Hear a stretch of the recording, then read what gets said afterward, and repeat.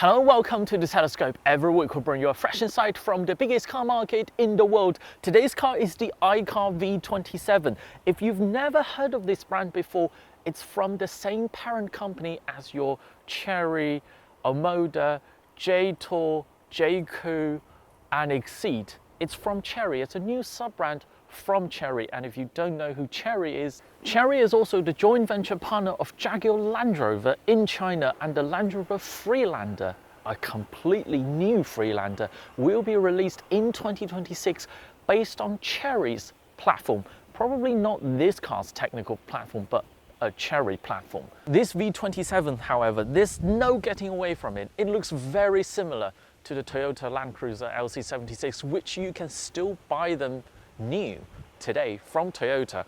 This, especially this indicator light, I would not say it's very similar. I would just say this is from the Land Cruiser LC76, and it's got wide wheel arches, very upright, all straight lines everywhere. It looks like an off-roader, right? But there's a giveaway here.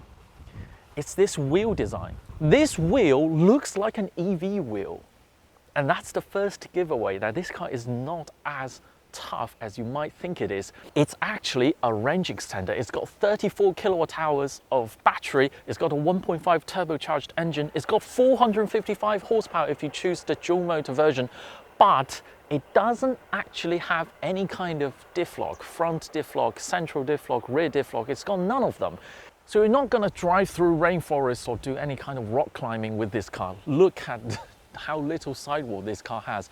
So this looks like a tough off-roader. It's got ground clearance, by the way. It's got 220 millimeters of ground clearance, which I believe the coil spring version of the Land Rover Defender only has 225. So it's got serious ground clearance, but it's not a serious off-roader as much as it looks like one. As soon as you climb inside, you will instantly know this is not a serious tough off-roader. It's too nice. It's super delicate. Yes, it's got a big grab handle. Yes, it's all exposed, big physical controls everywhere. But the leather, the kind of materials chosen here is so nice that anybody looking for this to be a tough off-roader, once they grab the wheel, once they feel the inside, they will know, oh, this is too posh. This is very urban in a good way. But design-wise, especially visibility-wise, this is a tough off-roader. It's got a very upright windscreen. The view out, the bonnet is shaped like a off-roader, and the window line is very low. If you look at it's just at this level. So you sit very tall, but there's also a difference. You sit very tall, your visibility, your view out is, I would say, even slightly better than the Land Rover Defender, the new Land Rover Defender. But your legs doesn't drop down as much as you do in other tough off-roaders.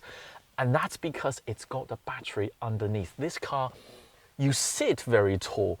The space above your head is totally matches any of the tough off-roaders, but your feet, your legs doesn't drop down as much. And the same theme continue to the rear cabin.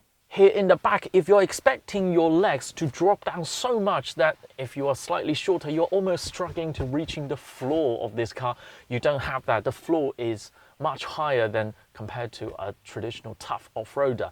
But this is still way more comfortable than any EV-powered or hybrid-powered SUVs, because this car is tall. You know, I'm comparing to a tough off-roader, but compared to every other cars on the market today that has a battery underneath, this is comfortable. This has more vertical cabin space, and especially look at the headroom I have above me.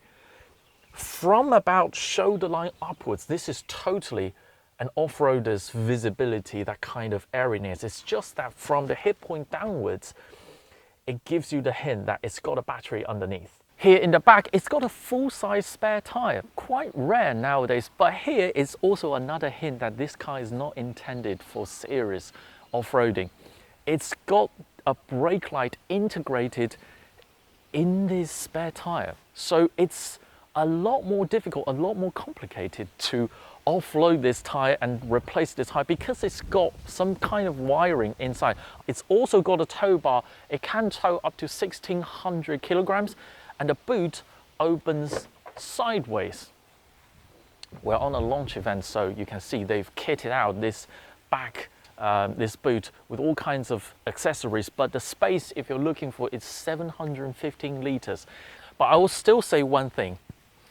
This car, I know it's not intended for serious off-road, but with 200 millimeters ground clearance and with this kind of exterior design, some people are gonna try to drive it through some rough surfaces, you know, some unpaved roads. But this tire has too little sidewall and has too big of a wheel. Please give me a smaller wheel option, give me slightly more sidewall. With this tire, I wouldn't even try to drive it through rough surfaces, because if you've done that kind of trip, it's not about if you have a puncture, it's about when you have a puncture. Because yes, iCAR has been very honest with that. They're not billing this as a tough off-roader, but people who buy this kind of car, they will still try to do that. And this tire doesn't give me that kind of confidence. One thing you might be slightly confused is, what's this?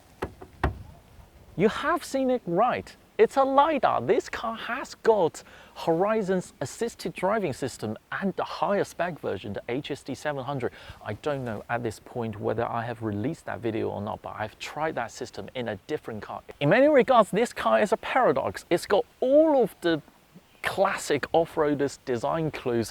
It looks very tough, but it's also got all of the modern convenience of a battery electric vehicle. It's got a big battery, 200 kilometers of EV range. It's also got the Qualcomm 8295 infotainment, a state-of-the-art, a very competent assisted driving system that can drive itself in urban conditions. Some people might be disappointed that this car doesn't have all of the off-road equipment. It's not as tough as the looks suggest. But I will say, if you've come to terms with yourself, if you've figured out what you really want, what you really need, just ask yourself, how many people actually do rock climbing and driving through rainforest? I can really see people drive this car to Tibet, to Xinjiang, to the far west of Australia. They will mostly stay on road, but maybe try some dirt, try some gravel. They won't do anything crazy, they know that. This car is totally capable of doing that. Just give me a smaller wheel and more sidewalls, and this car should be the off-roader that most people actually want. That is all from the Telescope today. If you enjoyed this video, keep watching, keep subscribing. More videos coming along very soon.